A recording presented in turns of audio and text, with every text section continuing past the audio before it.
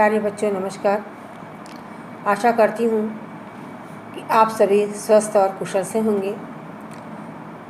इसके पहले वीडियो में मैंने द्वितीय पाठ के कथा सारांश को बताया था।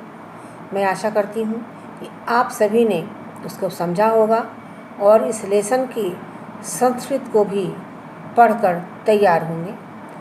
आज मैं आपको इस पाठ के संस्कृत को पढ़ते हुए इसका अनुवाद भी बताऊंगी। अस्ति देउलाख्यः ग्रामः तत्र राजसिंहः नाम राजपुत्रः वसति स्म।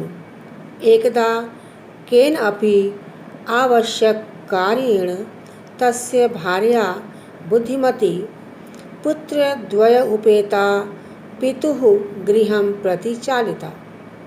मार्गे गहनकानने सा एकं व्याघ्रं ददर्श। सा व्याघ्रम् आगच्छन्तं दृष्ट्वा धाष्टर्यात् पुत्रौ चपेटया प्रहृत्य जगात्। कथम् एकशः व्याघ्रभक्षणाय कलहं कुरुतः। अयम् एकः तावत् विभज्य भुज्यताम्। पश्चात अन्यः द्वितीयः कश्चित् लक्ष्यते। यहाँ बच्चों देखेंगे कठिन शब्दों के अर्थ। शब्द आया है आख्य।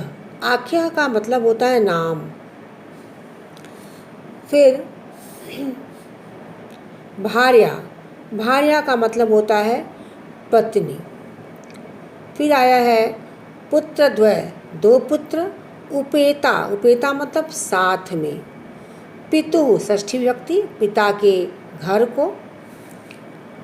कानने, गहन कानने, गहन मतलब घने, कानने मतलब जंगल में, तो घने जंगल में। ददर्श मतलब देखा।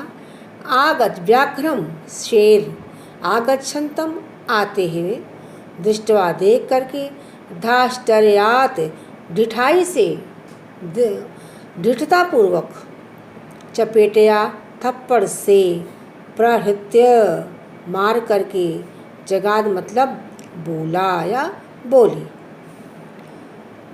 ये आपके कठिन शब्दों के अर्थ थे। अब हम लोग अनुवाद जानेंगे। अस्ति देउल आख्यः ग्रामः। देउल नाम का कोई ग्राम था।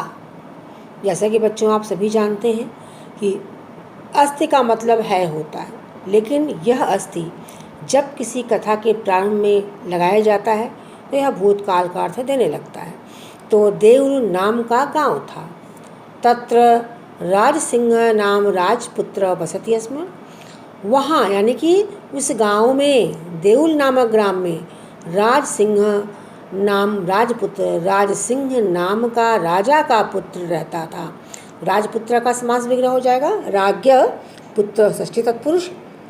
एकदा केन अपि आवश्यक कार्येण, एक बार किसी भी आवश्यक कार्य से, तस्य भार्या उसकी पत्नी, यानी कि तस्य का प्रयोग राजसिंह के लिए, उस राजसिंह की पत्नी कैसी थी वह पत्नी? बुद्धिमती भार्या। यह बुद्धिमती भार्या का विशेषण हो गया। वह बुद्धिमती वाली जो पत्नी थी, पुत्र द्वय उपेता, अपने दोनों पुत्रों के साथ, पितुः गृहं प्रति चालिता, अपने पिता के घर की ओर चल पड़ी।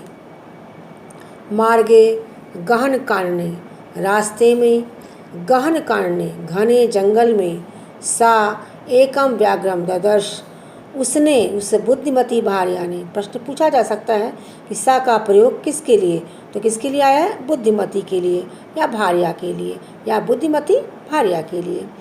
एकम व्याघ्रम ददर्श, उसने एक बाघ को देखा।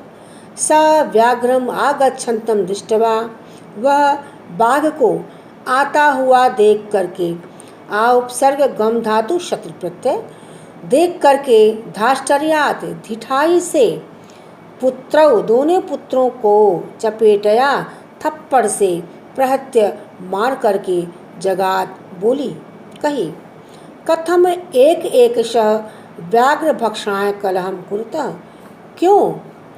एकशः तुम लोग एक व्याघ्र भक्षणाय, बाघ को खाने के लिए कलहम कुरुतः, यानी कि तुम लोग एक पूरे बाघ को खाने की बात कर रहा है, एक एक अकेला ही बाघ को खाने के लिए झगड़े कर रहे हो। अयम एकः तावत विभज्य, इस एक को ही मैं तब तक विभज्य काट करके बांट करके भुजताम खाने के लिए दे देती हूँ। पश्चात अन्य द्वितीय कश्चित् लक्ष्यते, इसके पश्चात अन्य दूसरा, मैं दूसरा कोई बाघ को लक्ष्यते देखती हूँ। इस पैराग्राफ में आए हुए संधियुक्त शब्दों को हम लोग देख लेते हैं। शब्द आया था देउल आख्य, संधि विच्छेद होगा देउल जोड़ आख्य। आया था केनापि, केन जोड़ अपि। पुत्र द्वय उपेता, पुत्र द्वय जोड़ उपेता गुण स्वर संधि। पितुर्गृहम, पितु जोड़ गृहम। अगला शब्द था कश्चित् लक्ष्यते, कह जोड़ चित जोड़ लक्ष्यते। फिर समास था आवश्यक कार्येण, आवश्यकेन कार्येण। गहन कानने, गहने कानने। व्याघ्र मारी, व्याघ्रम मारयति इति व्याघ्रमारी। आपका होमवर्क है बच्चों, ये नोट कर लीजिए।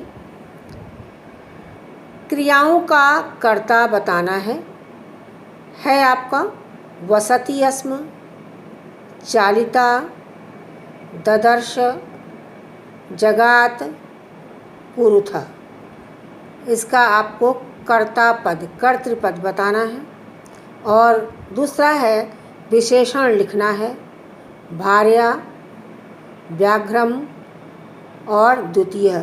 ये सारे शब्द आपको इसी पैराग्राफ से, इसी गद्यांश से प्राप्त हो जाएगा।